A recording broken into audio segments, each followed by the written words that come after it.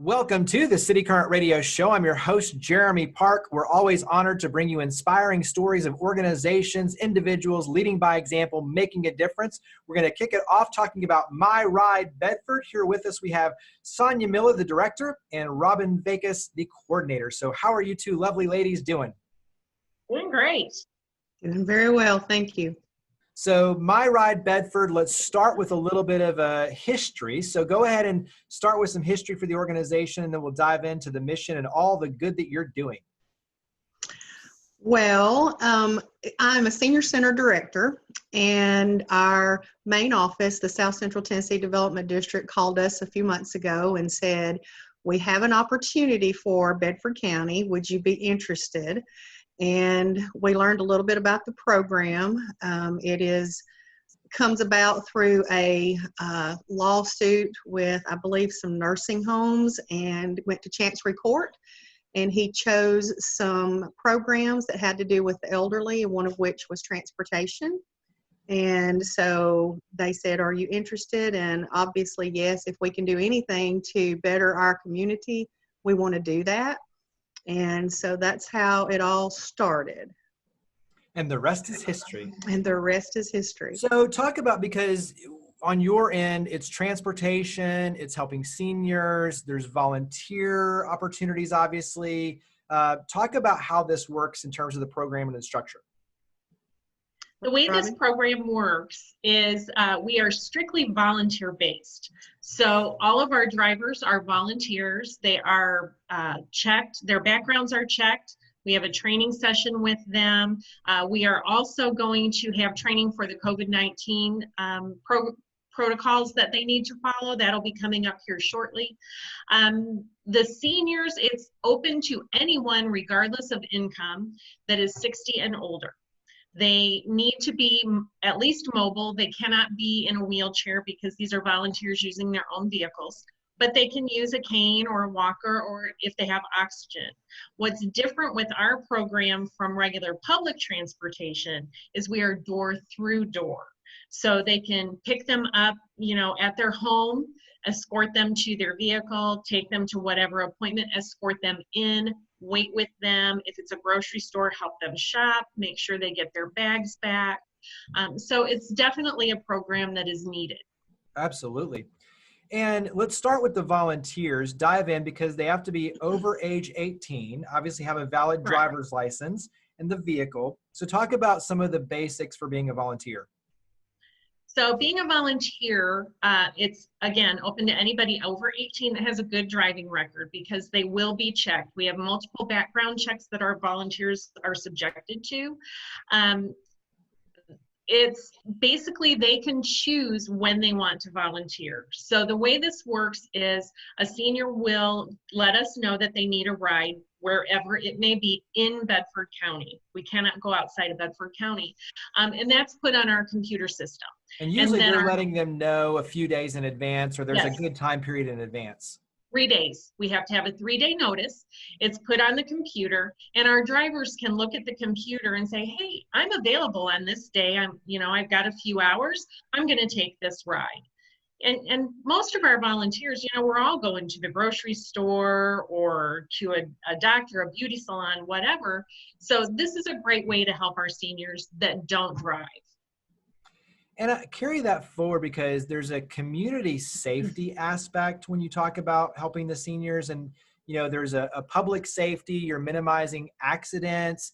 Also, too, just from a making sure that everyone gets where they need to go to be able to access groceries and prescriptions and physical fitness, like all these different things. There's a lot of benefits for the community. So talk about the benefits for the community. Sonia, you want to take that one? Sure. Well, as a senior center director, we're always looking for opportunities to keep people as healthy as we can for as long as they can. So a lot of people who maybe can't utilize public transportation, don't have a vehicle of their own or whatever, are now going to be able to have those resources to make those doctor's appointments, to make those physical therapy appointments and those kind of things that maybe they otherwise wouldn't be able to do. And because of the affordability of it, it just is going to be easy access for them. You mentioned COVID-19 and obviously the effect on that, and you said that was going to be kind of tied into the new protocols and the training. Give us an example of some of the changes and some of the pivots that you're having to make on your end. So the changes on that are we have masks on order for all of our volunteers, and they will also be given to all of our riders. We also have hand sanitizer that's available. Our drivers will be trained in how to wipe down their vehicles, once they have given someone a ride. Anybody who tests positive, we cannot transport until they are clear. If they're sick, we can't transport until they're clear. That's pretty much it. Everybody is going to be asked to take their temperature before they ride, including our drivers. Nice. Well, and those are all things that, once again, just so that the public knows, you're taking every precaution necessary to make sure that the health and the safety of both the driver and the volunteer, and also obviously the person who's being transported, that you're taking care of their health and their safety. Right. It's a whole new world with all of this. That's for sure. What on your end, when you look at grading success, obviously the number of rides, number of volunteers, number of individuals you're able to help, what are some of the things that you look at on your end to grade success? On my end, I would say I would like to eventually get to the point where we have a waiting list. That tells me that this program is really needed. And then we can recruit more drivers. My goal is to have at least 50 drivers.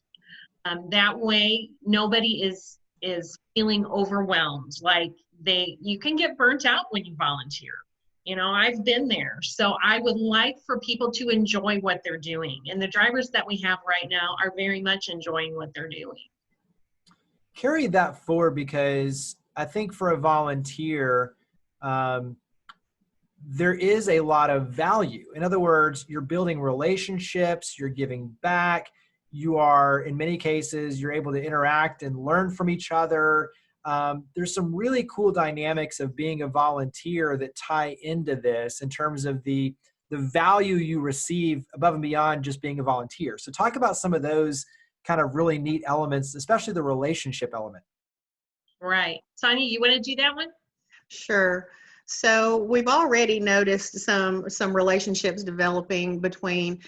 Right now, we only have one person who's riding on a regular basis with us, but to the point that the volunteers, it's a man and wife couple that have been carrying this particular lady, and they've pretty much called Robin and said, anytime she takes schedules a ride, as long as we're available, we're going to take her, because we have already bonded and have that connection with her. Yeah. So we want to take care of her on a regular basis. So that's it's awesome. Just, it goes, like you said, it goes way beyond, hey, I'm just giving this person a ride, that personal connection. And for some people, especially with the elderly that may not get out of their homes very often, may not have family or whatever, that's just one more aspect of this program that is so wonderful. Yeah, I think just the human value of being able to build that relationship, check in on each other, build a friendship, but really care. To say, like you said, I want to take that ride every time it's available, or I want to go and just on my own free time check in and get to know them and make sure they're okay. And especially now more than ever with everything that's going on, I just feel like that's really important, is still staying connected. And so absolutely. I think there's a huge value just in that. Share how it works, because obviously we talked about the planning aspect of being 3 days ahead to submit the ride request. Talk about kind of how it works on the senior side of interacting and prepaying and going through and making sure they're a part of your system. So talk about the onboarding and that side of it. Sure. So the riders have an application that has to be filled out. There are health questions that I have to ask because we need to make sure that they are a good fit for this program. It's a $25 yearly membership fee, and that fee includes their first round trip ride. So picking them up at their home, taking them to one location in Bedford County and back home. Typically a round trip ride costs $4. And that's picking them up at home, taking them to one location. We can make a total of 3 stops. The ride cannot be longer than 3 hours. We ask our volunteers to give a 3-hour block of time. Each additional stop is $1.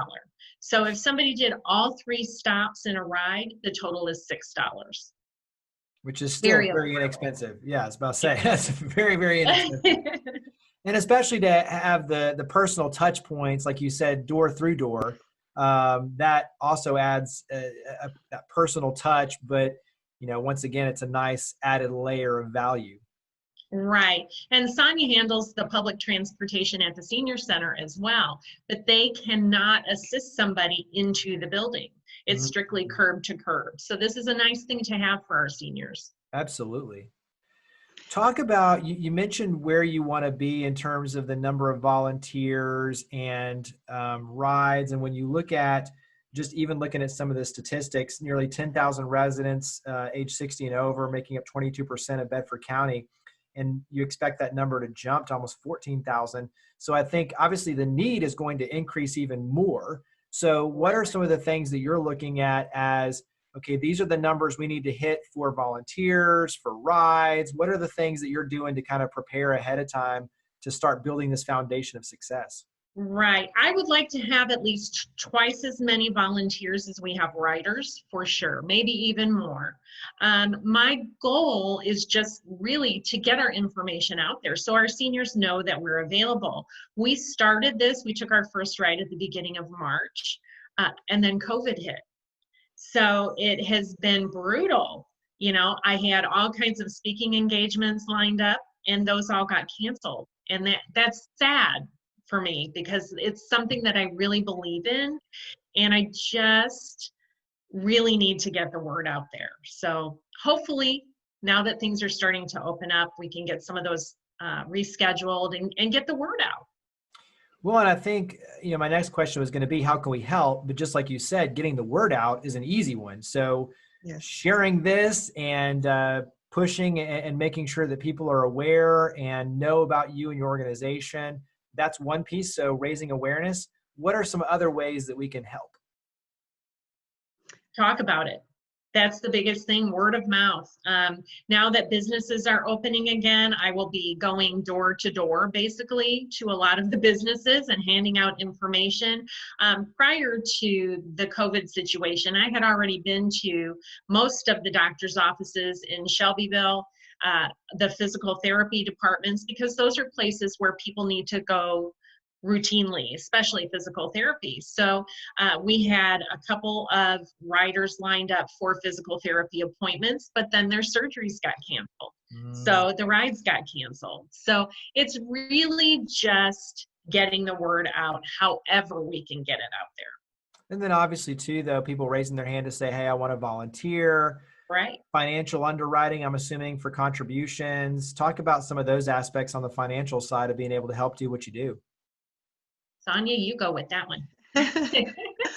Well, she was talking about the membership fee being $25 a year. We've already, when we had our kickoff event several months ago, we had people come up to us that day, hand us a check and say, here, I want this to be a scholarship fund for anybody who can't afford to go. So we already have some of those things in motion, in hopes that people will continue to do that the more that they hear about it. And some of the businesses, we're looking at potential partnerships with some of the businesses, you know, maybe being able to do a little advertising for them and them in turn, you know, pay for some transportation, whatever. So we're just going to be reaching out to as many people as we possibly can. Unfortunately, we got started, our first ride was the first week of March, and about 2 weeks later, COVID hit. So it's kind of put a damper a little bit on things, but I'm telling you, Robin has been on top of things. She is constantly posting to Facebook, doing things like the interview today. She's really working hard to try to keep My Ride Bedford in people's minds. So hopefully people will continue to step up, and it'll get even better when COVID starts to calm down a little bit. Well, the last question is always the easy one, is where do we go? You mentioned Facebook and the page there, but talk about where we can go to access all the information and get started and be a part of what you're doing. So My Ride has a Facebook page, My Ride Bedford. We also have an email, so you can always send an email if you have any questions. It's myridebedford@gmail.com. I'm very quick to answer, whether it's an instant message on Facebook or an email. So feel free. You can also give us a call. Our phone number is 931-703-0286.